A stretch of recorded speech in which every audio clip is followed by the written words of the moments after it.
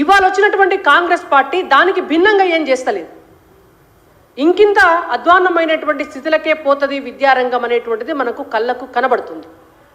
ఎందుకంటే జూన్లో academic year start అవుతున్న సందర్భంగా ఏ ప్రభుత్వానికైనా నిజంగా విద్యా వ్యవస్థను బాగు చేయాలి అనేటువంటి చిత్తశుద్ధి ఉంటే డిసెంబర్లో అధికారంలోకి వచ్చినప్పటి నుంచే ఈ పాటికే దానికి సంబంధించినటువంటి చర్యలు తీసుకునేటట్లు వాళ్ళు ఈ రోజు వరకు కూడా ఎందుకు తీసుకోలేదు అనేటువంటిది మేము అడుగుతున్నాం. ఒక ప్రశ్న,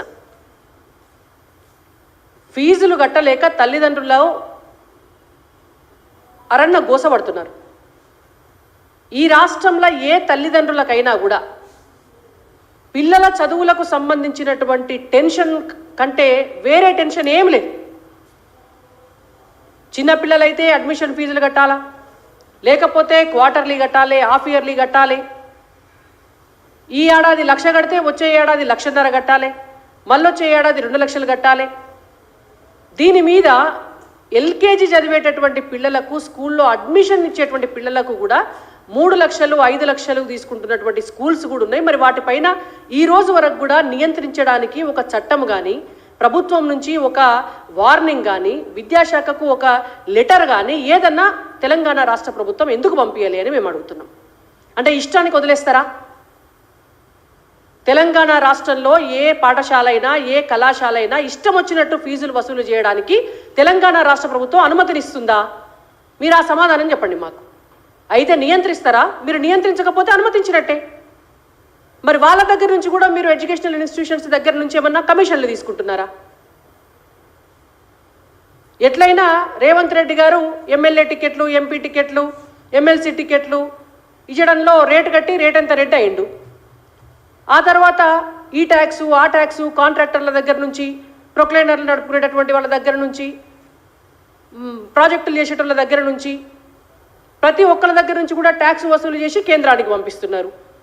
మరి గతంలో బీఆర్ఎస్ ప్రభుత్వము తెలంగాణలో ఉన్నటువంటి ఎడ్యుకేషన్ సిస్టమ్ అంతా కూడా కార్పొరేట్ కళాశాలలకు అప్పచెప్పినట్టు ఇవాళ మీరు కూడా ఏమన్నా మరి వాళ్ళందరి దగ్గర కూడా గంపగుత్తగా కమిషన్లు తీసుకొని మళ్ళీ ఇంకో కొత్త ట్యాక్స్ను కేంద్రానికి పంపించదలుచుకున్నారా? ఈ రోజు వరకు కూడా మీరు ఎందుకు ఒక నియంత్రణ చేస్తలేరు అని మేము అడుగుతున్నాం. విద్యా హక్కు చట్టం కింద స్కూల్ యూనిఫామ్సు, షూజు ఇలాంటివి కూడా ఏ పాఠశాలలో కూడా పాఠశాల యాజమాన్యం అమ్మద్దు. ఇది వినడానికి చిన్న విషయంలాగా కనిపించవచ్చు, కానీ చాలామంది తల్లిదండ్రులకు, కొన్ని వేల లక్షల మంది తల్లిదండ్రులకు 1000 రూపాయలకు బయట దొరికేటటువంటి యూనిఫాము, పిల్లలకు షూజు ఆయా పాఠశాలలలో 3,000కు 4,000కు పెట్టి కొనాలంటే వాళ్ళ ఆర్థిక స్తోమత సరిపోదు. ఇది రేవంత్ రెడ్డి గారు లాంటి వాళ్ళకి చిన్న అంశంగా కనబడచ్చు, కానీ ఒక మధ్యతరగతి, దిగువ మధ్యతరగతి తల్లిదండ్రులకు అది చాలా భారం. ఎన్ని వేల రూపాయలు, ఎన్ని లక్షల రూపాయలు ఎడ్యుకేషన్ మీద పెడతారు. ఎందుకు నియంత్రించట్లేదు? మీరు ఒక చట్టం తీసుకొస్తామని అధికారంలోకి వచ్చిన వాళ్ళు ఎందుకు చేయట్లేరు అనేటువంటిది ఇవాళ భారతీయ జనతా పార్టీగా మేము అడుగుతున్నాం. ఇప్పటికైనా రేవంత్ రెడ్డి గారికి నిజంగా విద్యాశాఖ మంత్రి ఆయన అనేటువంటిది ఆయనకు యాదుకుంటే ఒక సమీక్ష పెట్టండి, ఒక కమిటీని వేయండి, 3-4 రోజులుగా దానికి 3-4 రోజులలో దానికి కావాల్సినటువంటి నియమ నిబంధనలన్నీ కూడా ఫామ్ చేయండి. ప్రతి జిల్లాకు సంబంధించినటువంటి జిల్లా కలెక్టర్లకో, డిఈఓలకో, ఎంఈఓలకో మీరు అవన్నీ పాస్ చేసి అక్కడ నియంత్రించేటటువంటి పని చేసి తల్లిదండ్రులకు కూడా ఓపెన్గా పబ్లిక్ డొమైన్లో పెట్టండి. ఇంతకు మించి గ్రేడ్ వైజ్గా ఏ గ్రేడ్ స్కూల్సో, బి గ్రేడ్ స్కూల్సో, సి గ్రేడ్ స్కూల్సో గ్రేడ్ వైజ్ చేసి ఇంతకు మించిన ఫీజులు ఎవరైనా తీసుకుంటే ప్రభుత్వం దృష్టికి తీసుకురావాలని చెప్పి ఒక మెసేజ్ని పబ్లిక్కి పెట్టాలి అని చెప్పి ఇవాళ మేము డిమాండ్ చేస్తున్నాం. ఇంకా అధ్వానమైనటువంటి పరిస్థితి ఏంటంటే వీళ్ళు ఇచ్చినటువంటి మేనిఫెస్టోలో 6,000 ప్రభుత్వ పాఠశాలలు మూసివేసినటువంటి వాటిని తెరిపిస్తామని చెప్పిండ్రు. ఇప్పటి వరకు లిస్టు తీసుకున్నారా అని అడుగుతున్నాం మేము. మూతబడినటువంటి ప్రభుత్వ పాఠశాలల లిస్టు మీ కాడ ఉన్నదా? వాటిని తెరిపిస్తాము అన్నారు కదా, దానికి సంబంధించి ఒక్క అడుగు ఏమన్నా ముందు పడిందా? ఏం చేసిండ్రు మీరు? మూతబడిన 6,000 ప్రభుత్వ పాఠశాలలను తెరిపియడానికి విద్యాశాఖ మంత్రిగా రేవంత్ రెడ్డి గారు తీసుకున్నటువంటి చర్యలు ఏమిటి అనేటువంటిది ఇవాళ చెప్పాలి తెలంగాణ ప్రజలకు.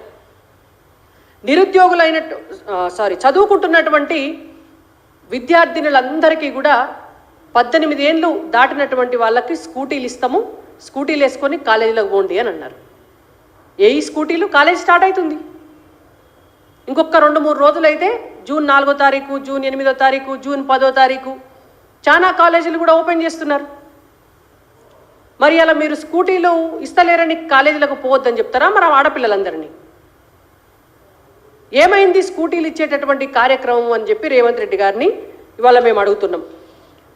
మొదటి సంవత్సరమే ఫస్ట్ ఇయర్లో కాంగ్రెస్ పార్టీ అధికారంలోకి వస్తే ఫస్ట్ ఇయర్లోనే జాబ్ క్యాలెండర్ రిలీజ్ చేసి 2 దఫాలుగా 2 లక్షల ఉద్యోగాలను ఫిలప్ చేస్తామని చెప్పిండ్రు.